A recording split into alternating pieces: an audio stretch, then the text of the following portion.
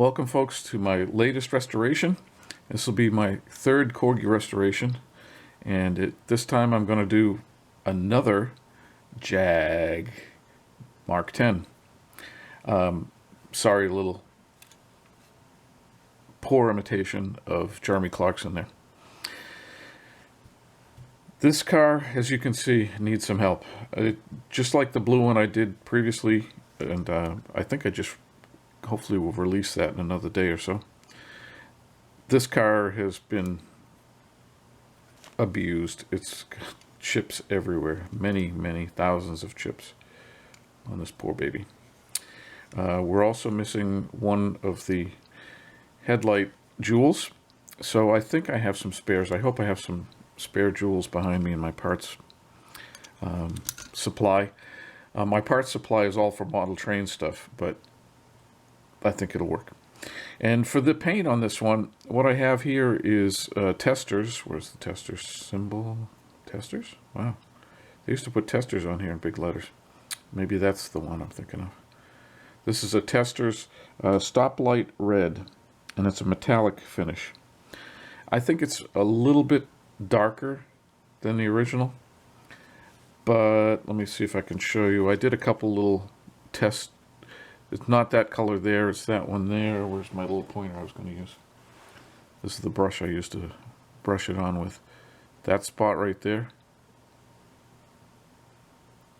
a little bit darker, but boy, it's darn close. And that spot right there, again, a little bit darker, but darn close. Did I do any on the inside of the boot? No. All right, so let's get tearing it apart. I have spare tires. I'm not sure how these will, these are kind of cracked. So I have spare tires for it already. Uh-oh, I just noticed. Is that a crack? Yes, there's a crack in the windshield right up here. Darn it. Right there. Well, we'll polish it and see how it looks. Step one, drill out the rivets.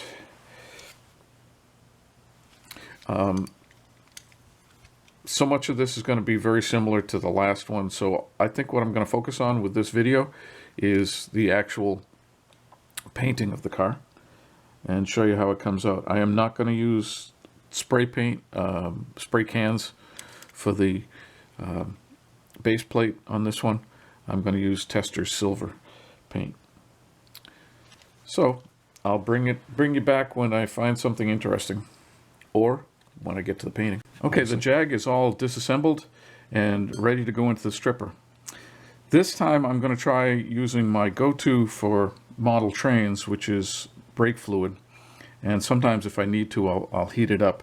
So I think this time I'll heat up the brake fluid and see if that works on this paint. The reason I'm not going to use caustic soda first time out with this is because with the blue Jag I did last time, it really, I don't know, attacked the metal quite a bit. It turned it a real dark gray color. And even when I polished it up, it didn't stay. I mean, like literally a couple hours later, it was back to a really dark gray color. So we're going to do a little bit different this time. Oh, and I was going to mention, I hope my model railroad fans aren't upset too much, because I have a lot of Corgi restorations to do right now, and so I'm going to work on those. It's a good weather for it right now. We're getting a snowstorm. We're supposed to get 6 to 10 inches today, so it's a good day to be inside enjoying the warm weather, the warm house. See you in a few seconds. Bye. Brief progress report on the Jaguar MK10. Here we have the windshield. I have sanded the windshield. I haven't polished it yet. I've got some rubbing compound here, and I'm going to polish that. This is what, after taking the body out of the, oh, by the way, I tried brake fluid, and it didn't cut it at all. Not a thing. So I went to caustic soda, and this is what it looks like when I take it out of caustic soda. And the bonnet or hood has been polished, as has the boot. And so that's what it looks like after it's been polished, and that's before. The top has been polished, the top of the base plate, and has not been polished, I should say.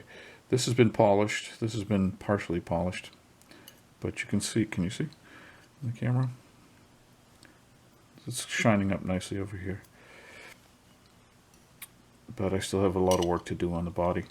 By the way, just as an estimate, I think it took me about an hour to do all the wire wheel Dremel tool polishing with the original, the other Mark 10 that I did, the blue one.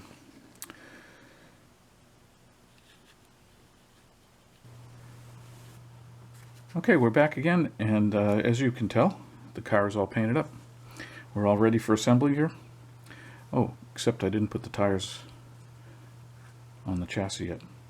But let's get started anyways. I'm going to put the windshield in first. And if you saw the blue Jag, I discovered that I should have put the glued the windows and the interior in place. So I'm going to use some micro crystal clear.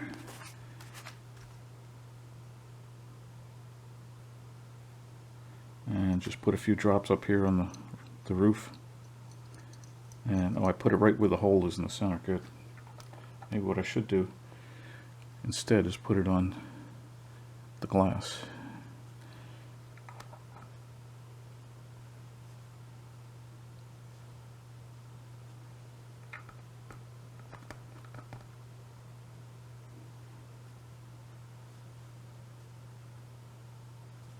I like this stuff because it dries crystal clear and it stays pliable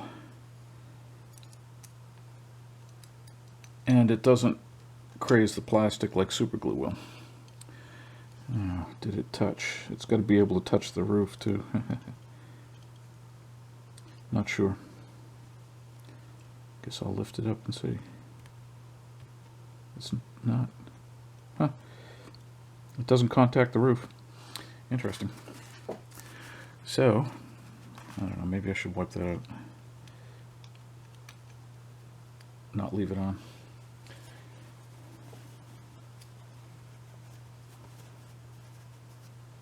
Don't know if I mentioned it, but I did polish the windows. A little bit of sanding and polishing on the windshield. There was some cracks. And then I dropped it in with the Pledge floor polish to give it a nice clear gloss finish. Final coat. Come on, get down into place. And I'll just put a little bit of this around the edges here.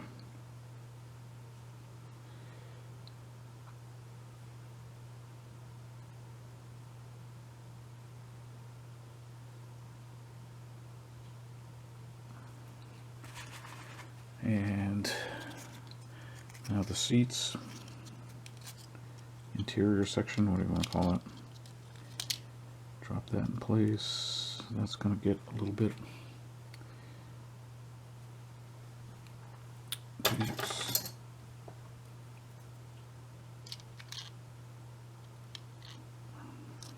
So I'll put a little bit of the crystal clear where it contacts the windshield and the window in the back. Here.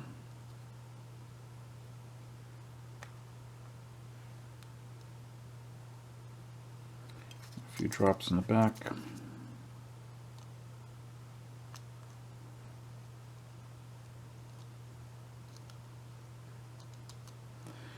Okay.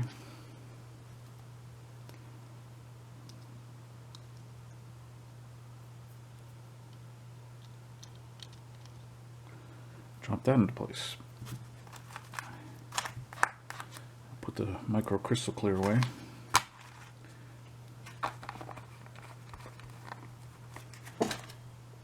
Next, let's get the chassis ready. tires in place.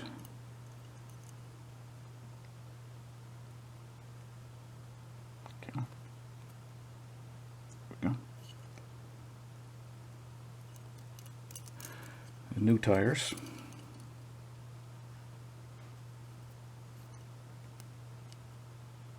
Oh, by the way, if any of you out there viewing this know where I can find some of those old Corgi accessories. You know, they used to have little buildings and scenes, like race scenes and things like that, racetrack scenes. It'd be kind of cool to get some of those. Leave a comment down below. I don't know how to, they might be available on eBay or something like that. I just don't know how to search them out. That one's not very round. Why is that? How's this one? This one looks fine. You see that? It's out of round.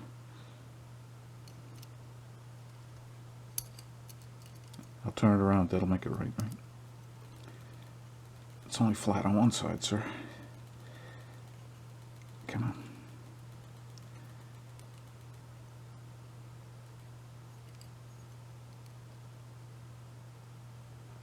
Alright, it is still wonky. Okay, that's better. And we need to get the front axle ready. And put the hood and the bonnet in place.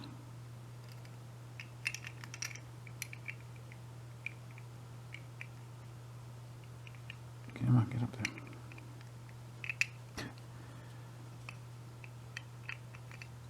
There we go. Bonnet and the spring. Slide it in there.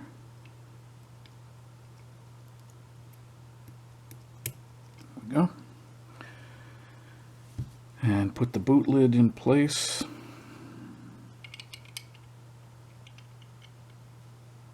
Now we're ready for the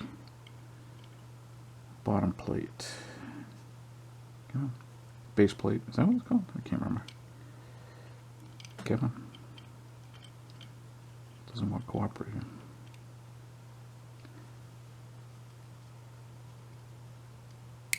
There we go. Sorry about that. Now, there's our rivets. The axle goes somewhere near there. And then, well, let's 6 of one, half a dozen the other. Put it in place on the base plate first. And then somehow turn it over really quick. Yeah, that'll be easy. So this is where we ran into trouble with the blue one was, oh, I know what I did. Hold the axle in place with my fingers while I'm turning it upside down. So if I do this right, like that, slide that into the back, like that, and we should snap in right up here. Come on. The rivet posts come in. Come on. I need to slide it back just a smidgen. There we go. There. Okay. They're in place. There's the hood. I'm sorry. Did I say hood? I meant to say bonnet. Is that what it is? Okay. Trunk lid works. Boot lid works. The bonnet works. Oops, and I just lost the base plate popped out again. Okay, glue it in place first. Boom. Alright. Super glue.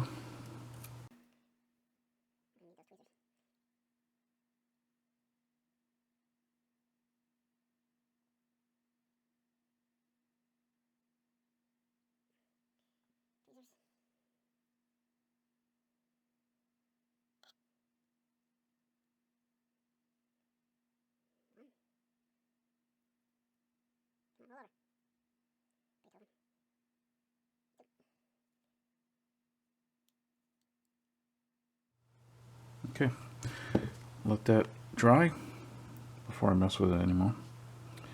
Now you notice, I hope, I still have, I thought I had a spare, what do you call it, jewel? What are those? Rhinestone, that's what they're called. I thought I had a spare rhinestone for the fog light, but I don't. And this one here is pretty well broken, so I need to get a fog light and a headlight. Those are on my shopping list for next time I order parts and pieces. Why does the windshield look like it's not in all the way? It isn't. It's loose. Huh. It's supposed to be. That's too bad. One thing I noticed when I was working on this car, if you look at the bumper carefully, this side it's parallel to the wing. Those of you in England, the fender in the States. Right there. Over here it's bent down a little bit. I didn't try to fix it. I did try to bend this. The base plate is bent in here. I tried to correct it and it didn't do anything, so it's gonna stay that way. There she be. I'll do a final reveal next. Here we are with the Corgi number 238 Jaguar Mark 10, all completed. And again, as I said earlier, you can tell I need another headlight jewel and a fog light. Is that a fog light on the inside? Jewel. And I think the color is pretty darn close to the original. You can see I painted the chrome around the windows, and I did with a Molotov pen, and I did the Mark 10 and Jaguar lettering on the trunk lid, boot lid, with a silver pencil. And let's open the trunk up. So the boot lid works. We have luggage in the boot.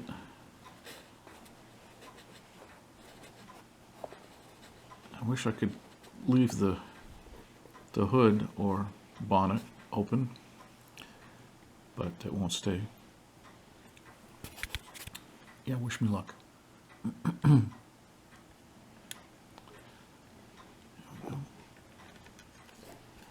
There we go. Engine compartment.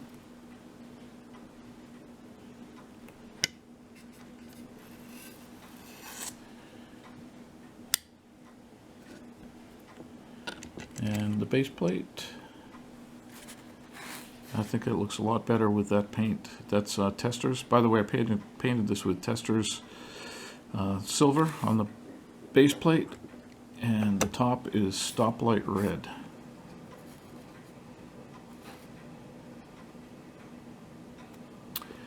And here's the blue one together.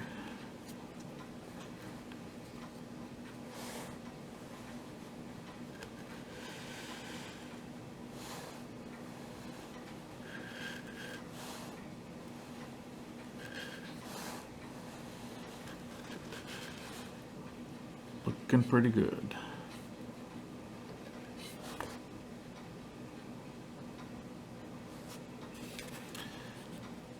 Well, thank you for viewing another of my Corgi toy restoration videos. If you enjoyed it, please leave a thumbs up down below and subscribe. Maybe I'll do some more if I get some interest in my restoration videos. I have right now probably 3 or 4 more Corgis to restore. So we'll see what happens. One of the problems I'm having is getting used to these paints and using them for different things. My background is in model railroading, so painting up die-cast cars is sort of the same and a little bit different. So take care out there, and I hope you have fun with your Corgi toys, or Dinky toys for that matter, or your die-cast collection. Bye for now.